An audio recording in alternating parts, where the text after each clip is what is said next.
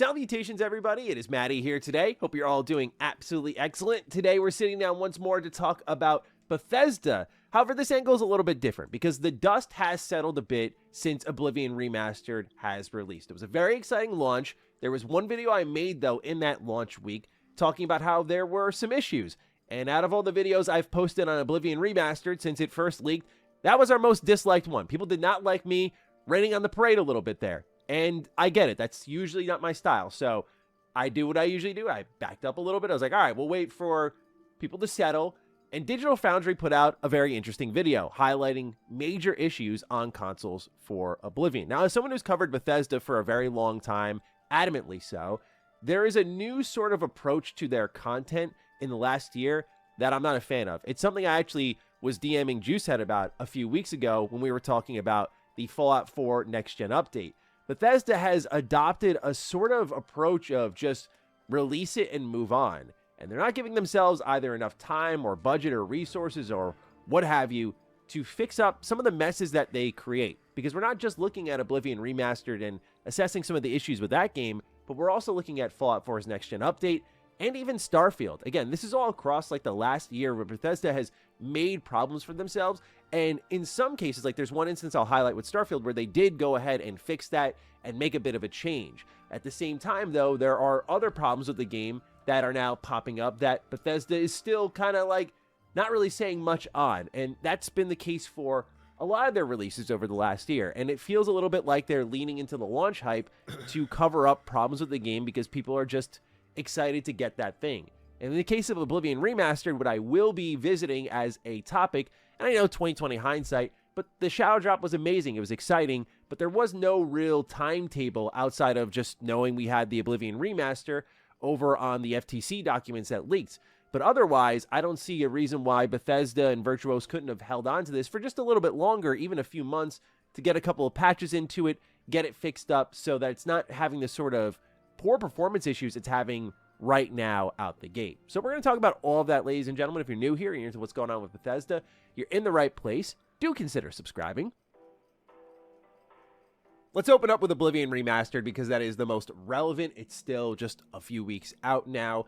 And we know that Virtuos is collecting feedback for what they can do to help the game out, not just in the terms of like, hey, performance fixes, but it seems they're even considering like content and feature addition. So we'll see what that ends up being. Of course, that's very exciting, but I think they need to just patch up the general framework of the game so it's stable. But Digital Foundry did a very extensive breakdown on Oblivion Remastered for consoles. And this was something that I warned people about heading into the release of Oblivion Remastered, when the rumor was that it was going to be this hybrid between Unreal Engine 5 and Bethesda Game Studios jank. And the way that games are made on Unreal Engine 5, again, I don't really fully blame the engine, but rather how developers approach it, that I think that was going to be a problem from the get-go. And I warned people about that. I was like, this doesn't sound like a pretty happy marriage that's about to be made here. But nonetheless, we see the result of it. Digital Foundry puts out a video and they break down a couple of things that I thought were worth pointing out to more of you out there. One of them is that on consoles, it doesn't matter where you play. It could be base PS5, PS5 Pro, it could be Series X and S. It doesn't matter where. The more you play, the worse this thing gets. As you log more time into the game, your frame rate gets worse, and even reloading saves is going to result in crashes. And this is something that I've been playing on PC, but I've had a lot of issues with Oblivion Remastered, is just the stability of it all. Is I'm entering new areas or engaging in combat and it crashes multiple times. It's part of the reason that my review, if you will, for the game has taken some time, because I'm like, man, I'm sort of holding out for a patch at this point, because it's just like I keep having my fun times interrupted. But one thing they did note in the review over on Digital Foundry was that, you know, this isn't going to be consistent for everyone just because it depends on how much time you're playing per session. Still, the reality is that there is a pretty concerning performance issue here tied to your play clock, and that these hitches that we're all experiencing, whether you're on PC or console, are experienced primarily in the open world. And even if you want to use the PS5 Pro as like the de facto powerful console, it's dropping below 30 FPS with some of those hitches. So like power matters very little here. You could have a beefy rig. And as I talked about, like when I was trying to play this thing on Ultra, I have a really strong rig. Doesn't matter. The thing just starts stuttering like mad. This game needs some serious performance improvements I think, to stabilize itself on the market. It's great. It's done well. The launch was really exciting. As I talked about in a previous video, like, I think gaming needed that combined with Clair Obscur to be reminded, like, hey, $50 games can still happen, and they're still going to be excellent. I think Oblivion Remastered challenges the norms in a lot of ways where it makes what's happening here a little bit understandable. But the reason I want to kind of be on Bethesda's ass a bit when this sort of stuff is happening is because we know they're going to do more remasters. Even if the FTC leak didn't show Fallout 3 Remaster, you look at the money that they're making off of Oblivion, it's like they're going to do more. It's just such an obvious business tactic there. It's good for Microsoft, good for Xbox, good for Bethesda. It's easy money. So if they're going to keep doing this and they're going to keep using this style, they need to make sure the next one, if they plan to shadow drop it especially, is a lot more stable. And if that means, as much as I know we all get eager, and it's easy to say now in this kind of moment of like, all right, we need to fix this. But as eager as we get, and I know Bethesda gets eager, like they want to make us excited. It results in more money, but it's also fun for them. Look, at the end of the day, this sort of stuff cannot continue to happen because it's one thing if it's a one-off. That's me kind of being a hard ass in this instance. But as someone who's extensively covered their stuff, yeah, this last year has been a little rough for the release of anything new, whether it be a next-gen update or a full-on release for Bethesda Game Studios. And not just in like quality and how you feel about the game. I'm just talking about like the actual stability of things. So let's shift topics a little bit here and look at Fallout 4's next-gen update, specifically on PC. It's a little bit of a reverse situation from what's happening with Oblivion Remastered, where Oblivion Remastered's having a lot of issues on consoles and PCs. Bro, I don't remember are a little more hit or while miss, playing it, whereas Fallout 4's next-gen update is pretty good on consoles. Like, console players have not had many issues to report, all things considered, outside of like that initial launch window where you'd use like those Creation Club weapons and they just shoot out red exclamation points. We all had that, but otherwise it was on PC that it got significantly worse. And I'm not talking from the like modder friendly perspective. Of course, you know, with Skyrim, we've been through this multiple times with all the new SKUs of Skyrim. Modders had to update ancient archive mods if they were still around working on them to make sure they were compatible with these new versions of Skyrim. So this was already expected when they announced the Fallout 4 next-gen update, but I think the biggest problem with Fallout 4's next-gen update is it's nuked PCs so bad that, as I showed in my videos, the load times are awful. It doesn't really look much better. It crashes a lot more. It stutters a lot more. Like, it's really bad on PC. And what's really interesting about all of this is that one of the most popular mods for Fallout 4 now is a rollback mod that puts you at the older version of Fallout 4, which is much more stable. And we're talking about a game that was like, how old at the top of last year? We're talking like 9 years old, Fallout 4 was. And it comes around, and again, I feel old. We talked about it earlier this year. You know, Fallout 4 is going to be 10 years old this year. But this is a game that is going to be 10 years old and it's running worse than it ever has. And look, I admit and understand that like I am more patient than I think the average consumer is. Maybe sometimes I'm a little too patient. I can admit that about myself. But I really don't think it's one of those, oh, sorry, mistakes happen or shit happens when you break a version of your own game and then pretty swiftly abandon it. Like, again, Fallout 4 on PC is still pretty horrendous in comparison to where it once was, which, you know, it's Bethesda Game Studios game on PC, so it has its issues, but it was definitely more stable. And so I just think when you introduce that problem, you have to be considerate of the community because a lot of people play your games for the mods. Like, it's not even about the vanilla content. It's like people like Fallout 4 mods. And when you bring in a new patch, you're creating work not just for yourselves, of course, but you're creating work for your entire community. And when you're not making it worthwhile and then not fixing that issue, that's where it becomes a problem. And I could just see a world where Bethesda does like another big patch for the 10-year anniversary of Fallout 4 this year and hopefully fixes some of the problems they have here, but also adds like more little celebratory content. Again, we have the Fallout Day stream this year, so I could see between the 10th anniversary of Fallout 4, Season 2 dropping at the end of this year, there's a lot of things that could be happening in the Fallout franchise that could synchronize pretty well. So I imagine we'll go the full stretch of this year without hearing any kind of fixes about Fallout 4 on PC. But this is, to me, one of the most under-discussed components. Like, I do think sometimes Bethesda gets to smoke in areas where I'm like, I don't really get it, or I didn't experience that, but I don't disrespect that people have their own experiences and they want to express those. But this is one of those things where I'm like, if we're going to complain about anything about Bethesda, I feel like this is one of them. Like, the next-gen update for Fallout 4 just being abandoned after breaking the experience for a lot of people. And, like, that's where I play Fallout 4 the most. I play it on PC. I have, like, 400 hours on PC. You know, I have my Platinum Trophy run on PlayStation 4, so that's done with. I have my console mods run that was on my Xbox. It's really my PC where I do most of my playing for Fallout 4. And I don't do that as much anymore. I used to play Fallout 4 pretty often, but I haven't touched it since the next gen update, which I think should have been a bit of the opposite. So rambling a bit at this point, but yeah, I just, again, this is where I start to mount it a bit of like, there's a consistent pattern here. And then the last part is a bit of a double-edged sword. We're going to talk a bit about Starfield. So Starfield, one of the problems out the gate for that game was when they brought creations in.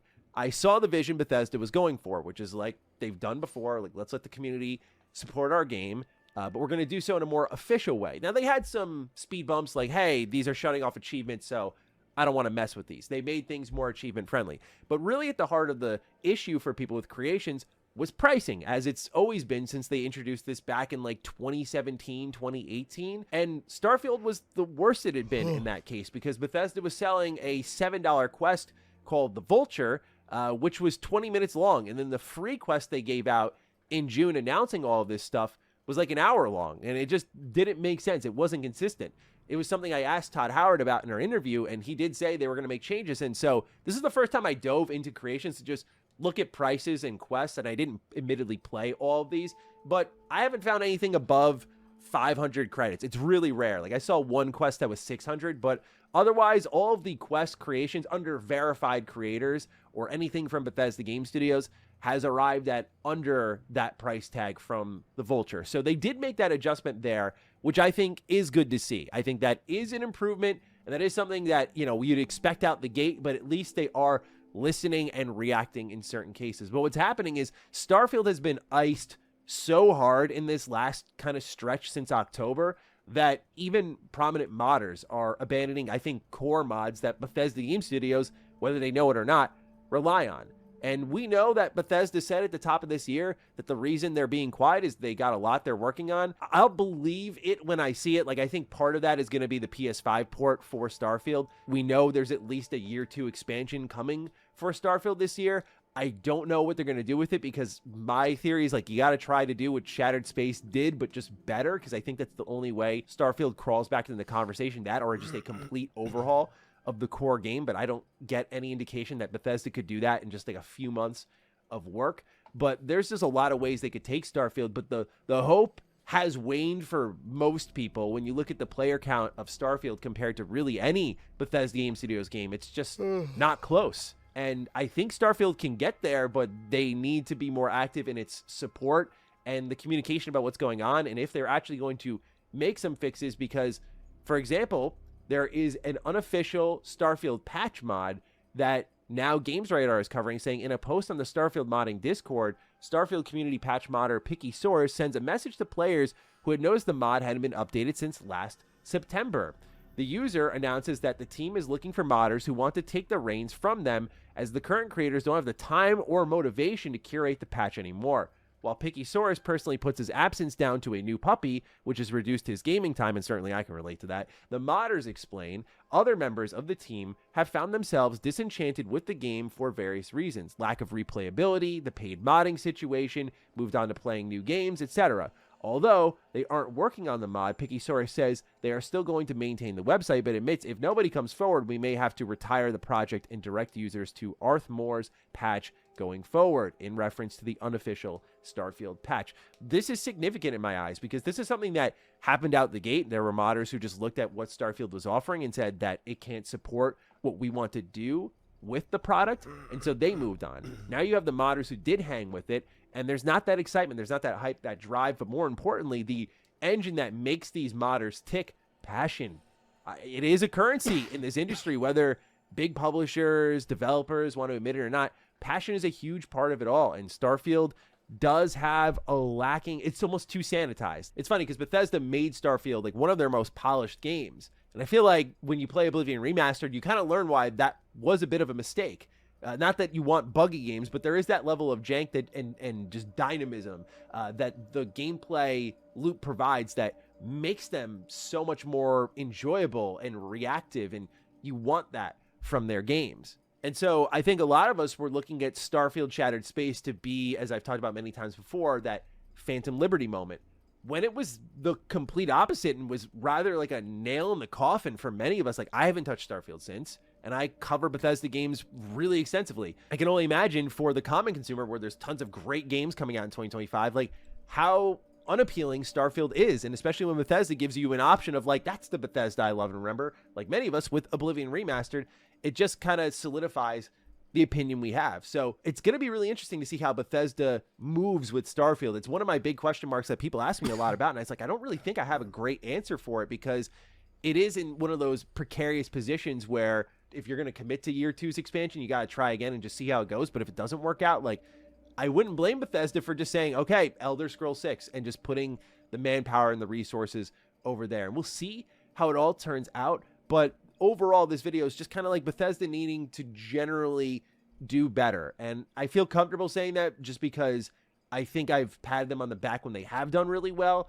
And this is one of those kind of slap on the wrist moments where you just look at like the last year. It's like, you guys can't just keep releasing and abandoning. Even if you are working quietly on things, this is where I've talked a lot about Bethesda, their communication. It goes a long way. I understand something like Oblivion Remastered, it just released. It's a little bit of like a bang play, and they're probably figuring things out on the fly. This goes back to like the Shadow Drop and less of a planned release, and sort of like you ask for it when you do that. But obviously Fallout 4 being the most egregious in this pocket here, where that is the true like release and move on and we'll figure it out later. Nonetheless, ladies and gentlemen, what do you think about what's going on with Bethesda Game Studios across these 3 examples I shared? I really hope they just start taking care of business here and don't put Elder Scrolls 6 in a similar position. I think what I'm starting to notice, which I didn't before with Bethesda Game Studios, is based on how they talk about their games and their releases, is like excitement is everything to them. And I think they'll even sacrifice the quality of their product to just create that buzz that feels good. And I get it, there's a human element to it, but I don't think it would have hurt in the case of Oblivion Remastered to, like, remember when the leaked release window was June? I don't think it would have hurt to be like, yeah, we're going to just, you know, drop it then instead and at least give it a couple more months, because I imagine a patch within this month will happen, and we'll see how significant that is. And if it creates more issues or just plugs them all up, game development is finicky like that, so you can't really guarantee it's just going to be like a complete lock on fixing the game. But we'll see what they fix before the originally rumored release window, and if it would have been a good idea to just wait until then and maybe do something during the Xbox game showcase. But that's why, again, I feel like with the Shadow Drop and everything, I'm like, they must have had other plans for the showcase. Like, this is when we're going to show off what's happening with Starfield, or do they drop another Elder Scrolls 6 trailer? Who knows? We'll see. But ladies and gentlemen, that's all I've got for you today. Let me know your thoughts down below. Take excellent care of yourselves, and I will see you in the next one. Stay sexy, stay active. I love you all. Peace.